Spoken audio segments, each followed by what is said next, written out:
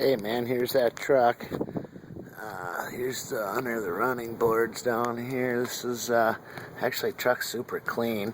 As far as the battery goes, the battery was serviced. It was a failing battery, so being a 2006 going on 2014 here, being a 13 model, being 2013, it was just, battery was just starting to get weak, so rather than sell it with a weak battery in it, we figured we would definitely replace that. So here is under the running, here's down by the running boards on the passenger side now.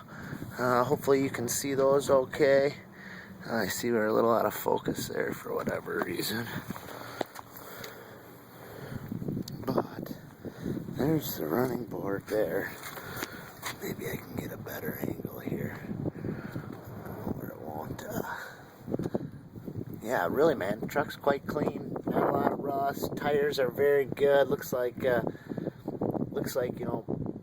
real good tread on the tires there. So hopefully this will do it for you, man. If you have any other questions or need some more pictures or anything, you let me know and I'll get at them for you. This truck, I'm not 100% sure. It's still over here waiting to get cleaned up, but definitely something we can get together on if you'd like to. Let me know. Thanks.